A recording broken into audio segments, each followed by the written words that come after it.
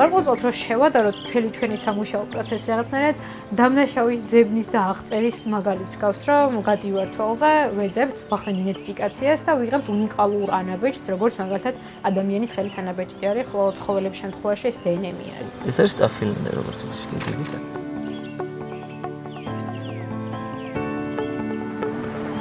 ეს ხება? ეს არის ოქსიდიზი. დედამიწაზე სიცოცხლის ბარკოდირება და ბიომრავალფეროვნების კვლევა დღეს თანამედროვე მსოფლიოში ერთ-ერთი წამყვანი, ძალიან მნიშვნელოვანი სამეცნიერო ინიციატივაა, რომელსაც დიდი, ესეთი გავლენიანი წამყვანი ქვეყნები და სამეცნიერო ჯგუფები ახორციელებენ. ამის ნაწილია კავკასიაში ენდემური სახეობებით, ბიომრავალფეროვნებით გამორჩეულ რეგიონში ასევე სიცოცხლის ბარკოდირება და ილიას სახელმწიფო უნივერსიტეტი არის ამ პროექტის კოორდინატორი. ესეთი პროექტების მიზანი არის, რომ რაც შეიძლება მთელი ბიოლოგიური მრავალფეროვნება, რომელიც საქართველოში და ზოგადად სამხრეთ კავკასიის რეგიონში არსებობს, ესენია მცენარეები, ცხოველები, ესენია სოკოები და ნუ სხვა ყველაფერი, რაც ცოცხალია და რაც იგი სუნთქავს. ამის აღწერა, დეტალური აღწერა, ახალი უახლესი მეთოდებით.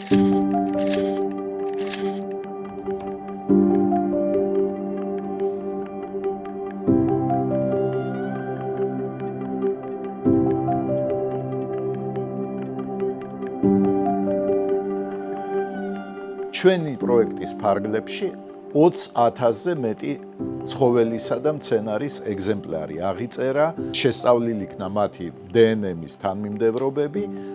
ეს ეგზემპლარები არიან ახლა ჩვენი უნივერსიტეტის სამეცნიერო კოლექციაში, კერძოდ ზოოლოგიური ინსტიტუტის სამეცნიერო კოლექციაში, ხოლო მონაცემები გენეტიკის შესახებ შენახული არის, დაცული არის ღია მონაცემთა ბაზაში, რომელსაც ნებისმიერი შეიძლება გაეცნოს და გამოიყენოს. აი ესენია მონაცემები უკვე.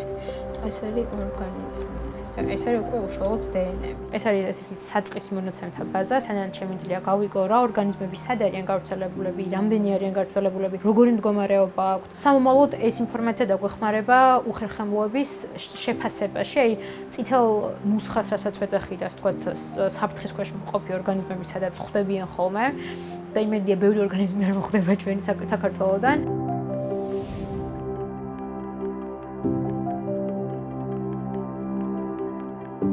არასდროს არ ყოფილა ეს, ეხლაც არ არის დღეს ყველა ევროპულ ქვეყანაშიც კი. საქართველოს გამოჩნდა უკვე რუკაზე და ზოგადად კავკასიიდან, ასე ვთქვათ, პირველი ქვეყნები ვართ ჩვენ და სომხეთი იყო ჩვენი, ასე ვთქვათ, პარტნიორი უბრალოდ პროექტში და ისინიც ჩანონ რუკაზე ჩვენი ქვეყნიდან. The German Research Foundation DFG is a funding გერმანიის სამეცნიერო ფონდი DFG გახლავთ ორგანიზაცია, რომელიც იძიებს თანხებს აუცილებელი სამეცნიერო კვლევებისთვის.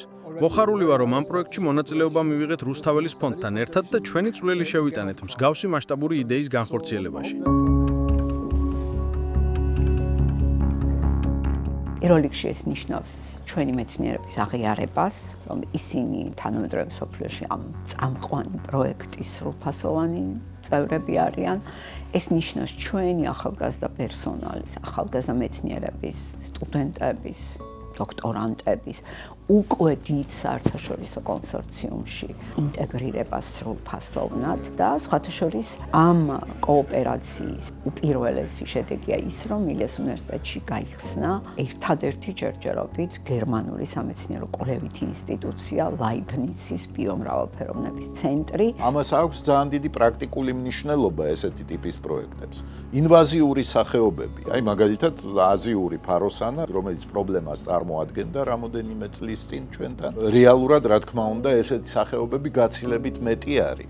ყველა არ იწვევს უცაბედ ინვაზიას და უცაბედ პრობლემას, მაგრამ ესეთი სახეობებიც არსებობენ და ჩვენთვის მნიშვნელოვანია, რომ ვიცოდეთ, რამდენი სახეობა არის ადგილობრივი და რამდენი არის შემოსული ადამიანის დახმარებით. ერთი ნაწილი კი იყო ასე ვთქვათ, ახალგაზრდა მკვლევარების აღზრდა და მეც მათ შორის, ასე ვთქვათ, იღბლიანებში მოვყევი, რომ კაბოლის დასაწყისიდან ბოლომდე მომიწია ყველა საფეხურის გავლა, როგორც მოხალისეობრივის, შემდეგ უკვე, ასე ვთქვათ, კოორდინატორის, შემდეგ უკვე რეგიონალური კოორდინატორის და ჩემთვის ძალიან დიდი პატივი იყო, რომ რეგიონალური მნიშვნელობის პროექტში, ასე ვთქვათ, შედარებით პატარა ასაკის ადამიანს ენდნენ და ამ ხელსაქმე ჩააბარეს.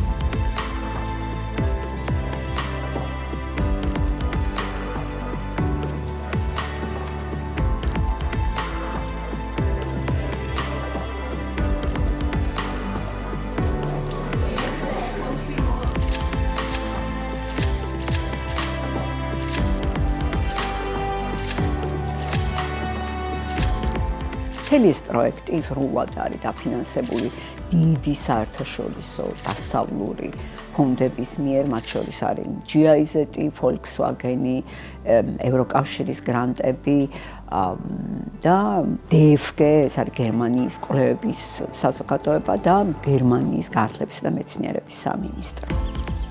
რომ არა გერმანიის გრანტი, რა თქმა უნდა, ჩვენ მუშაობდით, ვაგრძელებდით მუშაობას, მაგრამ ამან მისცა სრულიად ახალი ბიძგი. ტექნოლოგიები ძალიან სწრაფად ვითარდება და ამ პროექტის და სხვა მონათესავე პროექტის მეშვეობით ჩვენ ახლა 2 წლის წინ შევძელით, რომ მთლიანად განგვეახლებინა ჩვენი ლაბორატორიის პარკი, ანუ ჩვენ გადავედით ფაქტიურად ცალკე გენების სეკვენირებიდან გენომურ სეკვენირებაზე და გენომების შესწავლაზე.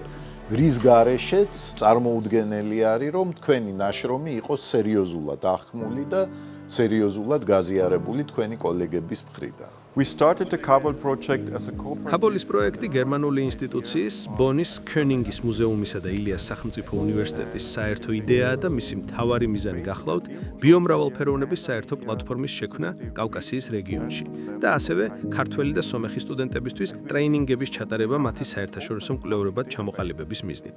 მოხარული ვარ, რომ ეს ორივე მიზანი მიღწეულია, ჩვენ ახლა გვაქვს საჯარო მონაცემთა ბაზა კავკასიის ბიომრავალფეროვნების შესახებ და ასევე ყავს უამრავი მაგისტრანტი, რომლებიც საერთაშორისო კვლევებში არიან ჩართული. ასე რომ მე შემიძლია თამამად ვთქვა, კაბულის პროექტმა უდიდეს წარმატებას მიაღწია. So I would say the Kabul project was a full success. არსებობდა რა თქმა უნდა საქართველოს ბიომრავალფეროვნების მონაცემთა ბაზა, რომელიც ასევე ილიას სახელმწიფო უნივერსიტეტმა ჩაუყარა საფუძველი ამ მონაცემთა ბაზას საერთოდ. თუმცა ეს მონაცემები იყო უბრალოდ დაფიქსირებები ლიტერატურიდან, თუმცა არ იყო უშუალოდ გენეტიკური ინფორმაცია არ ფიქსირდებოდა, არ იყო ზუსტი ლოკაცია, სად იყო დაფიქსირებული. ესენი დავაზუსტეთ და განვავითარეთ ასევე და უფრო ძებნადი გავხადეთ, იმიტომ რომ გლობალურ ბაზაზე გავადით. ბევრი მკვლევარი ადგილობრივი მკვლევარებთან კომუნიკაციის გარეშე ჩამოდიოდა, გარკვეულ ორგანიზმებს აგროვებდა და ხდებოდა ისე, რომ ერთი და იგივე ორგანიზმი რამოდენიმეჯერ ეწირებოდა, ასე ვთქვათ, მეცნიერებას.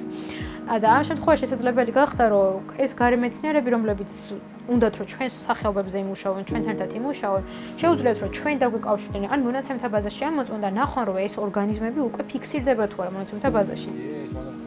დღეს წარმოუდგენელია ჩვენ სამეცნიერო გამოწვევების ნაწილი ვიყოთ, რომ არა, სწორედ ეს საერთაშორისო კონსორციუმებში მონაწილეობა და დიდი საერთაშორისო დაფინანსებები. მეცნიერება ეს არის უპირველეს ყოვლისა ჩვენნაირ რეგიონში. ბიომრავალფეროვნების ცხელ წერტილში დიდი კლიმატის გლობალური ცვლილებების პრობლემატიკა, რომელ რეგიონსაც ეხება, მისთვის მართლაც სასიცოცხლოდ მნიშვნელოვანი. ამიტომ ჩვენთვის პრინციპულად დაუშვებელია და მიუღებელია, რომ აი ჩამოყალიბებული სამეცნიერო ჯგუფები, რომლებიც ამ ტიპის კვლევებს ასრულებენ, დაიშალოს, გადანაწილდეს, ქალაქები იქნება თუ რეგიონები. ჩვენი სამეცნიერო პროფილი არის სწორედ ზუსტად საბუნებისმეტყველო მეცნიერებებში, სოციალურ მეცნიერებებში, თანამედროვე ჰუმანიტარულ მეცნიერებებში მნიშვნელოვანი გარღვევა, მნიშვნელოვანი შედეგები, რაც დადასტურებულია არაერთი საერთაშორისო სამეცნიერო რეიტინგით. და ჩვენ ამას გავაგრძელებთ აუცილებლად.